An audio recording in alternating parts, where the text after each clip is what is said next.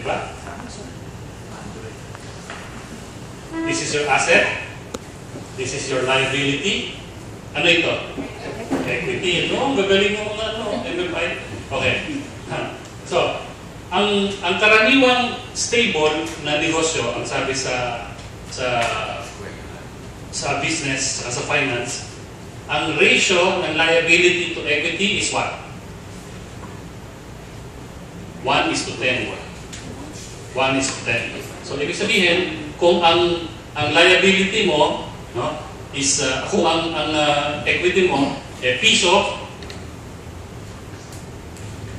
pwede ka umutang hanggang 10 piso. Pag mas malaki pa dyan, tagilid ka na. Overexposed ka na. Bakit? Kasi, pagka lumaki pa dyan, kakainin na yung asset mo. Diba? Liliit. So, yun yung standard. Ngayon, ano-ano iba't ibang itsura ng mga MFI? Tingnan natin. Ito ang itsura ni Jovic. Wala siyang liability. Di ba? Wala siyang utang. So, magtanong kayo doon kung paano niya binadjik yun. Ito naman ang itsura ng isang MFI na tagilid.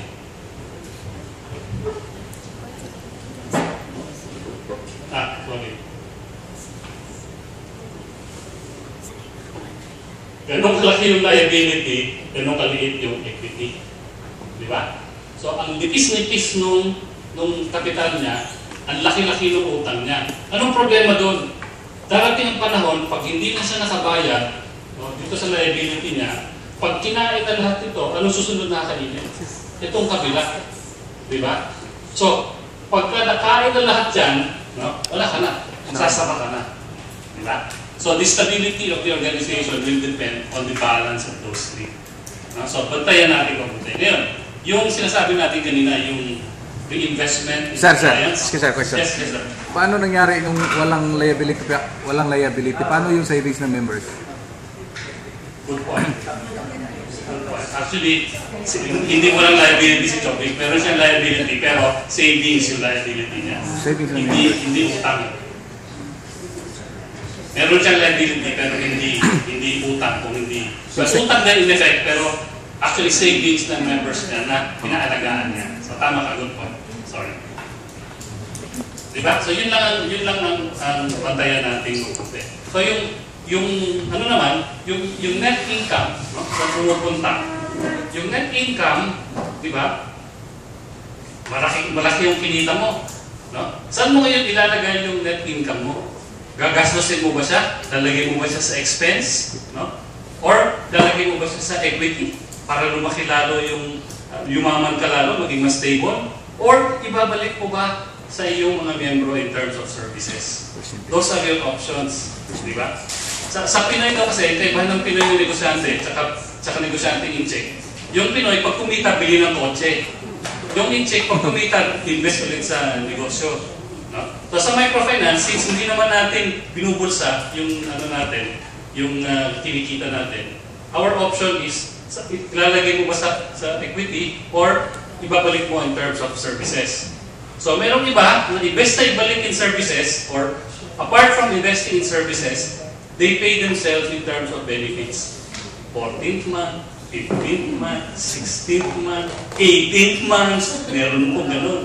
Mga MFIs na bibigay ng 18th month. Oo. So, yung sweldo ng executive director, yung sweldo ng vice president, etc. So, yun din yung isang reality.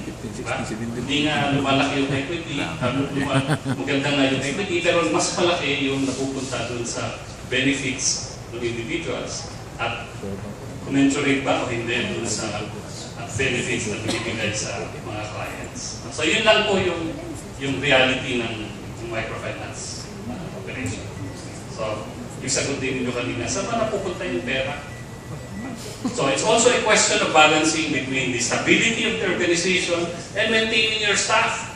Diba? Nakikita ng staff mo, putres, ang laki-laki ng kinikita nito organization. Hirap na hirap ako sa trabaho ko. Hanggang ngayon, ang sweldo ko, minimum pa rin.